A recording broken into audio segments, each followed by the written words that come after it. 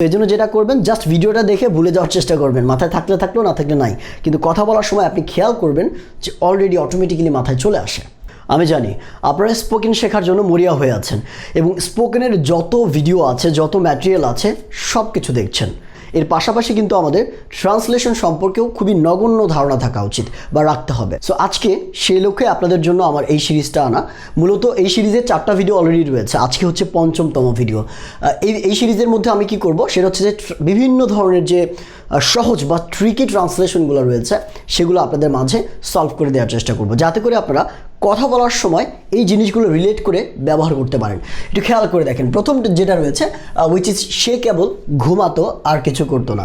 সে কেবল ঘুমোতো আর কিছু করতো না। একটু খেয়াল করবেন যে এই জিনিসগুলো বলতে বাংলায় যেমনটা সহজ শোনায়, ইংরেজিতে ট্রান্সলেশন করাটা ততটাই কঠিন মনে হয়। চলো একটু খেয়াল করি, সে কেবল ঘুমোতো আর কিছু করতো না, এটা ট্রান্সলেশনটা কি হবে? হি কিছু করতো না, পাস্ট না, এই জন্য আমরা কী দেবো? He did. তাহলে এইরকম এক্সপ্রেশনের ক্ষেত্রে, যেমন সে কেবল ঘুমোতো আর কিছু করতো না, সে কেবল কথা বলতো, সে কেবল খেলতো, পড়ালেখা করতো না, তারপরে সে কেবল বাইরে বাইরে ঘুরতো, ঠিক আছে, লাইফ নিয়ে সিরিয়াস থাকতো না, এইরকম এক্সপ্রেশনগুলোর ক্ষেত্রে আমরা কি ব্যবহার করব? Nothing but. ঠিক আছে, তাহলে he did nothing but slip, অর্থাৎ সে কেবল ঘুমোতো আর কিছু করতো না, বা সে ঘুম ছাড়া আর কিছু করতো না, সে ঘুম ছাড়া আর কিছু করতো না। তাহলে আমরা কি বলবো? He did nothing but slip, he did nothing but slip. তাহলে আমরা যদি বলি যে সে ঘোরাফেরা ছাড়া কি করতো না? পড়ালেখা করতো না, কিংবা সে ঘোরাফেরা ছাড়া আর কিছু করতো না। তাহলে আপনাদের দায়িত্ব কি? এটি একটু কমেন্ট বক্সে লিখে দেওয়া, সে ঘোরাফেরা ছাড়া আর কিছু করতো না। এবার দেখেন দ্বিতীয়টা আমরা একটু খেয়াল করি, আমি তোমার সাথে কথা না বলে থাকতেই পারি না। আমি তোমার সাথে কথা না বলে থাকতেই পারি না, এইটা আমরা কিভাবে করব? দেখেন এখানে মূলত দুইটা এক্সপ্রেশন আপনাদের মাথায় রাখতে হবে। প্রথমটাতে আমরা দেখলাম এখানে নাথিং বাটের ব্যবহার রয়েছে, দ্বিতীয়টাতেও এরকম সেম একটা ব্যবহার আছে, নাথিং বাট না, বাট অন্যরকম। কীরকম একটু দেখি, আমি তোমার সাথে কথা না বলে থাকতেই পারি না। এটা কীরকম হবে? আই ক্যান নট, থাকতে না পারার ইংরেজি কি? I can not. এই যে এখানে আমরা বাট ব্যবহার করি, না পারা, ঠিক আছে, এক্সপ্রেশনগুলোর ক্ষেত্রে ক্যান নট বাট বা ক্যান নট হেল্প ব্যবহার করতে হয়। তাহলে কি হবে? I can not but talk to you, অর্থাৎ আমি তোমার সাথে কথা না বলে থাকতেই পারি না। I can not but talk to you, আমি তোমার সাথে কথা না বলে থাকতেই পারি না। এবার এটাকে আর একভাবে করা যায়, which is can not but পরিবর্তে আমরা ক্যান নট হেল্প দিয়েও করতে পারি। কীরকম? এই ক্যান নট বাট আছে না, এই বাটের পরিবর্তে আমরা হেল্প দিয়েও করতে পারি, HELP। এটার অর্থ কিন্তু একই দাঁড়ায়, আই ক্যান নট হেল্প। কিন্তু এখানে একটা প্রবলেম রয়েছে, হেল্প থাকলে পরবর্তী যে ভার্ব আছে তার সাথে আমাদের আইএনজি যুক্ত করতে হয়। অর্থের কোনো পরিবর্তন হয় না, একই থাকে, কিন্তু শুধুমাত্র আইএনজি যুক্ত করতে হবে। কীরকম? I can not help talking, তখন কি হবে? হেল্প থাকলে হবে টকিং। এটা একটু খেয়াল করতে হবে। আর যদি এটাতে ক্যান নট বাট থাকতো তাহলে আমরা কি করতাম? শুধুমাত্র এখানে ক্যান নট বাট কি টক হতো। Clear concept? কঠিন কিছু না, তাই না? এবার দেখেন, সে 2:30টার গাড়িতে গিয়েছিল, সে 2টার গাড়িতে এখানে এসেছে, আমি সকাল 10টার বাসে বাড়ি যাব, তাই না? এরকম হয় না, আমরা অনেক সময় বলি রাত্রেবেলা আমি রাত 10টার গাড়িতে যাব, তো এরকম। তাহলে আমরা এটা কীভাবে বলতে পারি? হি ওয়েন্ট, কারণ কি পাস্টের কথা বলা আছে না, গিয়েছিল, তাহলে হি ওয়েন্ট কয়টার গাড়িতে? 2:30টার গাড়িতে। তাহলে হি ওয়েন্ট বাই 2:30 ট্রেন। গাড়িতে বলেছে, তাহলে আমরা বাস বলি, তাই না? 2:30 বাস, ঠিক আছে। তাহলে আমরা কি বলবো? হি ওয়েন্ট বাই 2:30 বাস, অর্থাৎ 2:30টার দিকে যে বাসটা ছিল সেটাতে করে সে গিয়েছে। তাহলে আমরা কি বলছি? সে 2:30টার গাড়িতে গিয়েছিল। হি ওয়েন্ট বাই 2:30 বাস, বা হি ওয়েন্ট বাই 2:30 কি ট্রেনও হতে পারে। আপনি যদি এখানে গাড়িতে পরিবর্তে ট্রেন ব্যবহার করতেন তখন ট্রেন ব্যবহার করতেন এখানে। ওকে, তাহলে এই এক্সপ্রেশনে কিন্তু আপনি অনেক কিছু ব্যবহার করতে পারেন, আপনি যে মাধ্যমে যাবেন সেই মাধ্যমটা ব্যবহার করবেন। এরপর দেখেন, তোমার জন্য একটা প্রশ্ন আছে, তোমার জন্য একটা প্রশ্ন আছে, আমরা অনেক সময় এটা বলে থাকি আর এগুলো মুছে দিচ্ছি। তোমার জন্য একটা প্রশ্ন আছে, তোমার জন্য একটা প্রশ্ন ভেবে রেখেছি, তোমাকে একটা প্রশ্ন করব, ঠিক আছে? সো এই যে এই এক্সপ্রেশনগুলো আমরা কিভাবে করতে পারি একটু খেয়াল করেন। তোমার জন্য একটা প্রশ্ন আছে, এটা দুইভাবে করা যায়। একটা হচ্ছে যে I have a question for you, I have a question for you, আপনি এটা বলতে পারেন আইদার, অথবা আপনি এটা বলতে পারেন যে আই গট আ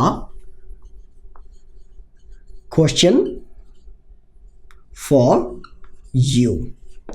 ঠিক আছে, এই দুইটা অর্থ কিন্তু একই জানে, হ্যাভ এবং গট, এখানে দুইটা ওয়ার্ডের অর্থ একই অর্থ প্রকাশ করছে। তাহলে আমরা কি বলতে পারি, I have a question for you অথবা I got a question for you. দেখেন এখানে একটা উচ্চারণের ক্ষেত্রে একটা পার্থক্য রয়েছে। যখন আপনি হ্যাভ বলছেন তখন হ্যাভ আ বলতে হবে, I have a question, have a, okay, কি হবে, have a, I have a question for you, I have a question for you, উচ্চারণের ক্ষেত্রে শুধুমাত্র। আর যখন গট এ বলছেন, এই গট প্লাস এ, এই দুইটা মিলে গঠা, ঠিক আছে, কিসের মতো উচ্চারণ হবে, গঠা। তাহলে কি হবে, I got a question for you, I got a question for you. অথবা আপনি চাইলে গড়াও বলতে পারেন, কারণ দুইটার কি, আপনি চাইলে গড়াও বলতে পারেন, কারণ কি এটা হচ্ছে আমেরিকান অ্যাকসেন্ট, আমেরিকান উচ্চারণ, এটা আমেরিকান প্রনাউন্সিয়েশন, আর এটা হচ্ছে কি ব্রিটিশ প্রনাউন্সিয়েশন, অর্থাৎ তারা টিকে কি বলে, ঠ বলে, আর আমেরিকানরা কি বলে, ড বলে। ঠিক আছে, এই জন্য আমরা কি বলতে পারি, I got a question for you, I got a question for you, অথবা I got a question for you, I got a question for you. Okay, so দুইটাই হবে, তার মানে আমরা এই দুইটাই ব্যবহার করতে পারি এই একটার জন্য। ক্লিয়ারলি বুঝতে পেরেছি আমরা। পরবর্তী আমরা আরও কয়েকটা জিনিস দেখবো একটু। ওকে, সো আমরা আরও কিছু দেখে ফেলি। যেমন আমরা বলেছি কি, তুমি তোমার পড়াশুনোকে এত অবহেলা কেন করো, কিংবা তুমি তোমার পড়াশুনোকে এত অবহেলা করো কেন। আমরা অনেক সময় এরকম বলি না, তুমি আমাকে কেন অবহেলা করছো, কিংবা তুমি আমাকে এত অবহেলা কেন করো, তুমি আমার কথাকে এত অবহেলা কেন করো। এই যে এক্সপ্রেশনগুলো রয়েছে, এই একটা দিয়ে কিন্তু আপনি সবগুলো পারবেন, শুধুমাত্র এই একটা ফরমেশন আপনাকে একটু মনে রাখতে হবে। তুমি তোমার পড়াশুনোকে এত অবহেলা কেন করো, তাহলে আমরা তুমি কেন বলা আছে না, তাহলে আমরা কি করব, ওয়াই ডু ইউ, তাহলে তুমি কেন, ওয়াই ডু ইউ নেগলেক্ট, অবহেলা করার ইংরেজি কি, neglect, why do you neglect your study। এখানে যদি এমন হতো যে তুমি আমাকে অবহেলা কেন করো, তাহলে কি হতো, why do you neglect me, তুমি আমাকে কেন অবহেলা করো, why do you neglect your father, তুমি তোমার বাবাকে কেন অবহেলা করো, এরকম। ঠিক আছে, তাহলে আমরা আজকের পর থেকে এই এক্সপ্রেশনটা সবসময় এইভাবে ব্যবহার করব। এরপর দেখেন, আমি কি পরেরটায় যেতে পারি। আমরা এই সময় বলি না যে ধরেন ভাইভা বোর্ডে আপনি আছেন, সামনে আপনার একজন রয়েছে, হ্যাঁ, তো আপনাকে ডাকা হলো, এরপরে আপনি বলছেন যে আমি কি পরেরটায় যেতে পারি, আমার একটু প্রিপারেশনের প্রবলেম আছে, আমি আর একটু সময় নিতে চাই। তো সেক্ষেত্রে আমি কি পরেরটায় যেতে পারি, এই ক্ষেত্রে আপনি কিভাবে বলতে পারবেন, যেমন আপনি এখানে দুইভাবে ব্যবহার করতে পারবেন, am I allowed to leave for the next, am I allowed to leave for the next, am I allowed to leave for the next, অর্থাৎ আমি কি পরেরটায় যেতে পারি। অথবা আপনি এভাবে বলতে পারেন, am I allowed to go to next। ঠিক আছে, আপনি লিভ ফর দ্য নেক্সট বাদ দিয়ে am I allowed to go to next এটাও দিতে পারবেন, কোনো প্রবলেম নাই। am I allowed to go to next এটা হতে পারে, কোনো সমস্যা নাই। আমি কি পরের বার কথা বলতে পারি, কিংবা আমি কি আপনার পরে কথা বলতে পারি, তাহলে কি হবে, am I allowed to কি talk after you, am I allowed to talk after you, কিংবা talk next to you। ঠিক আছে, অর্থাৎ আমি কি তোমার পরে কথা বলতে পারি, talk after you।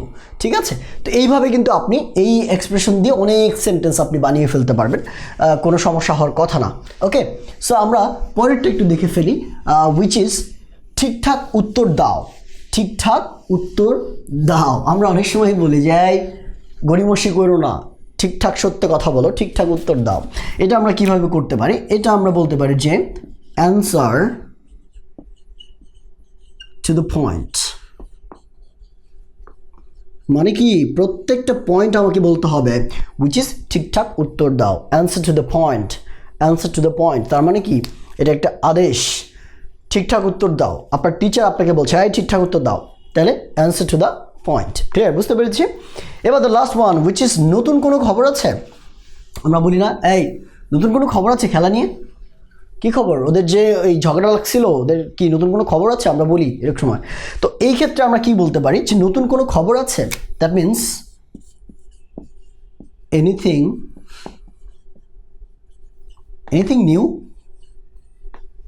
নিউ, নতুন কোনো খবর আছে। অথবা এটাকে আরেকভাবে বলা যায় যে এনিথিং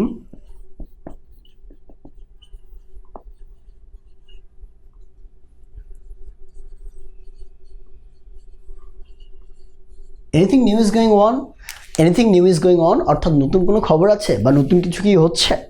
সো এই যে নতুন কোনো খবর আছে কি আমরা খুব সুন্দর করে এভাবে বর্ণনা করতে পারি।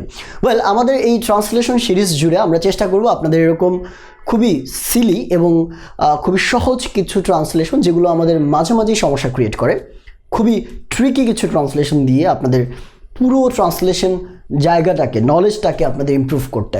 সো এটা আপনাদের কি করবে, এটা কমপ্লিটলি আপনাকে স্পোকেন শেখাবে না, কিন্তু স্পোকেনে অনেকটা সাহায্য করবে।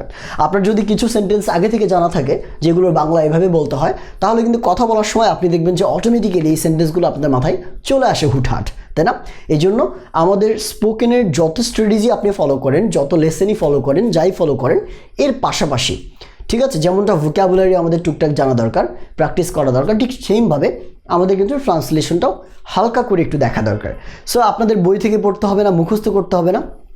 আমি একটা কথা বলতে ভুলে গিয়েছি, don't try to memorise this. এই ট্রান্সলেশনগুলো মুখস্থ করার ট্রাই করবেন না। আমি যে ভিডিওটা বানালাম বা ভিডিওটা আপনাদের দিলাম, এই ভিডিওটা জাস্ট দেখবেন, একবার কিংবা দুইবার দেখবেন, দ্যাটস ইট। দেখে যতটুকু মাথায় থাকবে, না থাকলে দরকার নাই। মুখস্থ করতে গেলে আপনি বিপদে পড়বেন, আপনার স্পোকেন আর শেখা হবে না, ঠিক আছে? সো এই জন্য যেটা করবেন, জাস্ট ভিডিওটা দেখে ভুলে যাওয়ার চেষ্টা করবেন, মাথায় থাকলেও না থাকলে নাই, কিন্তু কথা বলার সময় আপনি খেয়াল করবেন যে অলরেডি অটোমেটিক্যালি মাথায় চলে আসে, ঠিক আছে? এই জন্য ডোন্ট ট্রাই টু মেমোরাইজ ইট, ঠিক আছে? ইনশাআল্লাহ এটা আমাদের ৫ম এপিসোড ছিল আমাদের ট্রান্সলেশন সিরিজের। আমি আশা করছি পরবর্তী এপিসোডে আমি আরও কিছু এক্সক্লুসিভ ট্রান্সলেশন নিয়ে আপনাদের সামনে হাজির হব। ততক্ষণ পর্যন্ত ভালো থাকেন। আর আমাদের প্রত্যেকটা ভিডিও দেখার জন্য বা প্রত্যেকটা আপডেট পাওয়ার জন্য, ফ্রি ক্লাস করার জন্য হলেও কিন্তু আমাদের যে পেজটা রয়েছে এটাতে আমাদের ফলো দিয়ে রাখতে হবে। ভালো থাকবেন, সুস্থ থাকবেন। আপনাদের মতামত আমাদের কমেন্টে জানাবেন। আল্লাহ হাফেজ।